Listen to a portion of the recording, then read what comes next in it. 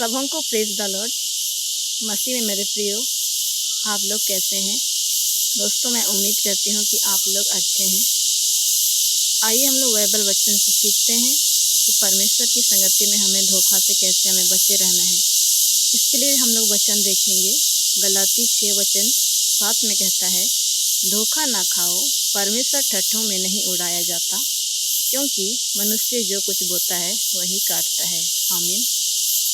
मेरे प्रियो, परमेश्वर का वचन हमारे लिए देखा जाए तो शक्तिशाली रूप से हमारे जीवन में कार्य करता है। और प्रभु यीशु मसीह का वचन मनुष्यों के जीवन में एक अति उत्तम बीज को जब हम बोने के लिए निकलते हैं तो वो 100 गुना फल लेकर आता है। लेकिन अगर हम अपने जीवन में देखा जाए तो हम पाप और बुराई के रास्तों में जब हम चलते हुए रहते हैं तो हमें शैतान किस तरह से हमें धोखा देता है। इसीलिए परमेश्वर का वचन कहता है, धोखा ना खाओ। सचमुच में मेरे प्रियो, परमेश्वर का सामर्थ्य वचन जिस तरह से कहता है, धोखा ना खाओ, हमें पवित्रता का जीवन में हमें बने रहना है और हर एक बात में हमें सचेत रहना है। और जब हम देखते हैं कि इस संसार में बहुत सारे लोग जब परमेश्वर की अनुग्रह से दूर होते हैं तो उनके जीवन में शैतान किस तरह से उन्हें धोखा में रखता है। यानी कि मनुष्यों के जीवन में देखा जाए तो शैतान उन्हें हर तरह से धोखा देने की कोशिश करते रहता है। और जब हम प्रभु यीशु मसीह में जब हम दृढ़ होकर बने नहीं रहते हैं, जब हम विश्वास में कमज़ोर होते हैं और परमेश्वर के हथियार जो कि सामर्थ्य वचन को हम अपने जीवन में लिए हुए नहीं रहते हैं, तो शैतान हमें किस तरह से सांसारिकता में हमें उस धोखे में रखता है और हमें संसार की सुख सुविधाओं में हमें आकर्षित किए हुए रहता है और हमें धोखा दिए हुए रहता है। और आज हम जानते हैं कि अगर हम धोखा से बचे तो हमारे पास पवित्र और सामर्थ्य परमेश्वर प्रभु यीशु मसीह का सामर्थ्य वचन है जो हमें सुरक्षित रखता है। हम वचन की घोषणा करते हैं और प्रार्थना करते हैं तो निश्चय ही प्रभु यीशु मसीह की अगुवाई हमारे क्षेत्र में होती है।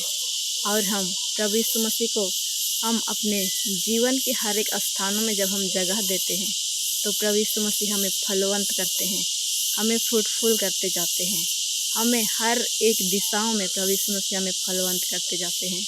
मेरे प्रियो, आज ही हम प्रभु यीशु मसीह को उद्धारकर्ता के रूप में हम स्वीकार करें और परमेश्वर का वचन को हम अपने जीवन में ले लें, ताकि आने वाले समय में मुश्किलों का सामना जब आएगा, कठिनाइयों का सामना आएगा, फिर भी हम परमेश्वर के वचन से जब हम मजबूत बने हुए रहते हैं उस वचन में, तो हमें किसी भी तरह की हमें वो परेशानी, चाहे संकट, चाहे विपत्ति हमें हिला नहीं सकता है। क्योंकि परमेश्वर के वचन के अनुसार जब हम चलते हैं तो परमेश्वर प्रभु यीशु मसीह आत्मिक क्षेत्र में हमें सुरक्षित रखते हैं।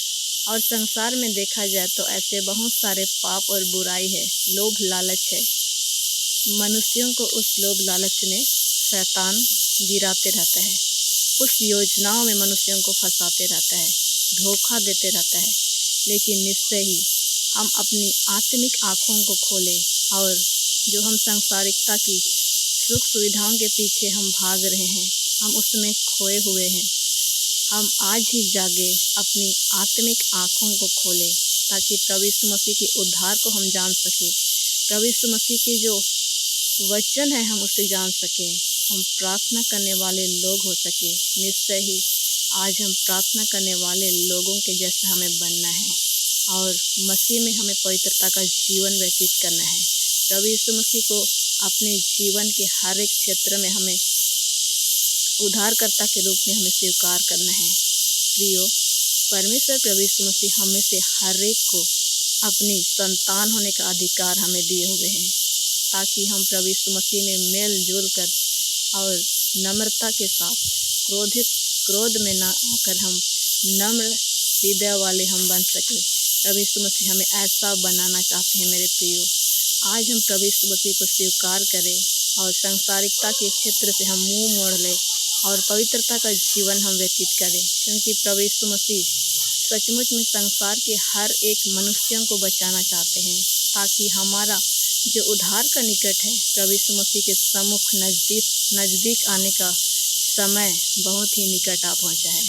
इसीलिए हम जागे और सांसारिकता की सुख सुविधाओं से हम बाहर निकले, और निश्चय ही प्रभु यीशु मसीह हम में से हर एक को उस आत्मिक क्षेत्र में हमें बहुत तायत से हमें बढ़ाना चाहते हैं। मेरे प्रियो, आज ही हम प्रभु यीशु मसीह को स्वीकार करें उद्धारकर्ता के रूप में, तो हम प्रभु यीशु मसीह के प्रेम को हम पहचान सकते हैं। प्रभु यीशु मसीह के अनुग्रह में जब हम बढ़ते हैं, तो अंश अंश करके प्रभु यीशु मसीह हमें अधिकाई से हमें बढ़ाते जाते हैं।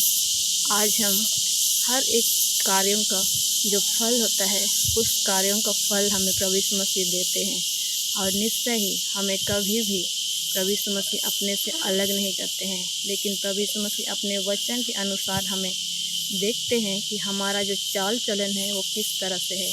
हम प्रभु की संगति में बढ़े और पवित्रता का जीवन व्यतीत करें। जब हम सफलता को प्राप्त कर लेते हैं, तो हम सोचते हैं कि ये सफलता तो मुझे अपने ही कर्मों से, अपने ही मेहनत से आया है।